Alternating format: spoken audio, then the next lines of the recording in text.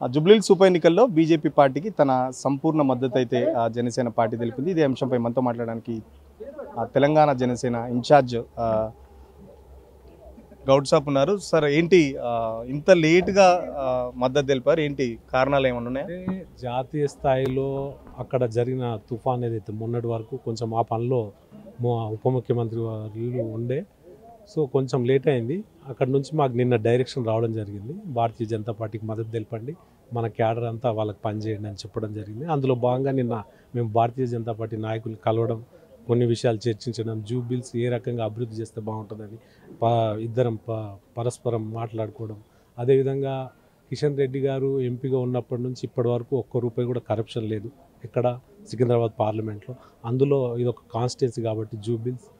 మిగతా నాయకుల్ని చూసుకుంటే ఈరోజు ఏ రకంగా అయితే మాట్లాడుతున్నారో ఆ మాట్లాడే విధానం కానీ, జనాలను బెదిరించే విధానం కానీ, దాన్ని మేము తీవ్రంగా వ్యతిరేకిస్తున్నాం.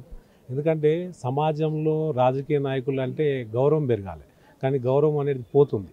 ఈ యొక్క గెలిపే లక్ష్యంగా పెట్టుకొని ఇష్టం వచ్చినట్టు మాట్లాడడం ప్రజల్ని కానీ, వివిధ పార్టీలను కానీ. ఎందుకంటే మనము ప్రజాసేవ చేస్తున్నాం అంటే అసలు ఎమ్మెల్యే అంటే ప్రజలకు సేవ చేసే నాయకుడు ఉండాలి.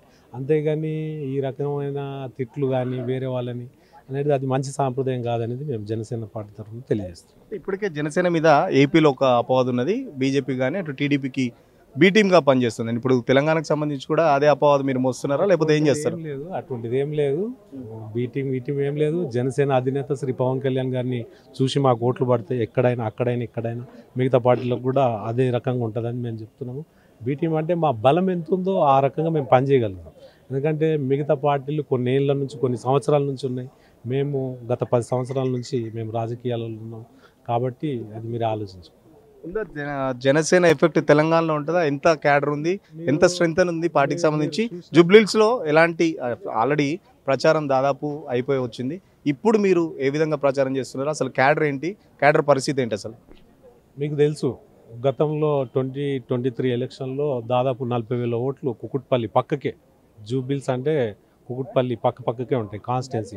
ఒక అడిగేస్తే కుకుట్పల్లి, ఒక అడిగేస్తే జూబ్లీహిల్స్ కాన్స్టిట్యున్సీ. ఆ రకంగా మాకు అయినంత వరకు గ్రేటర్ హైదరాబాద్లో చాలా బలమైన క్యాడర్ ఉంది, బలమైన నిర్మాణం ఉంది.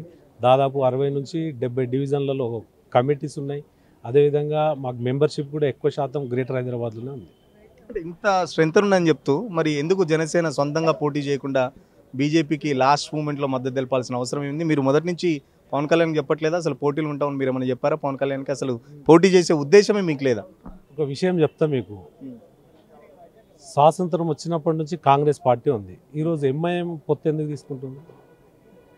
బీఆర్ఎస్ ఉంది, 2 సార్లు ప్రభుత్వం స్థాపించింది. ఎంఐఎం మద్దతు ఎందుకు తీసుకుంది? అట్లా భారతీయ జనతా పార్టీ కూడా ఈరోజు మా మద్దతు అడిగింది, మేము ఇస్తాం. పవన్ కళ్యాణ్ గారు వస్తారా ఏమన్నా ప్రచారానికి సంబంధించి? 2-3 డేస్లో అది భారతీయ జనతా పార్టీ నాయకులు తెలియజేస్తారు. అది ఏదన్నా ఉన్నా కానీ మేము కూడా తెలియజేస్తాం. పవన్ కళ్యాణ్ ప్రచారం కూడా బీజేపీ వాళ్ళు డిసైడ్ చేయాలా? అట్లేం లేదు, వాళ్ళు మాట్లాడుతున్నారు, చర్చ జరుగుతుంది. ఏదన్నా ఉంటే మేము మీ ద్వారా తెలియజేస్తాం. ఖచ్చితంగా జనసేనకు సంబంధించి చాలా బలమైన క్యాడర్ ఉంది తెలంగాణలో.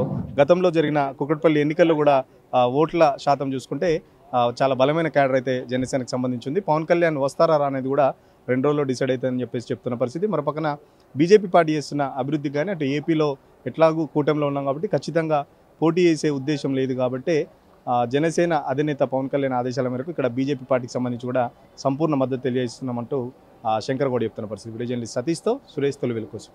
అసలైన తొలి వెలుగు. ఫాలో వాట్సాప్ @తొలి వెలుగు అఫీషియల్.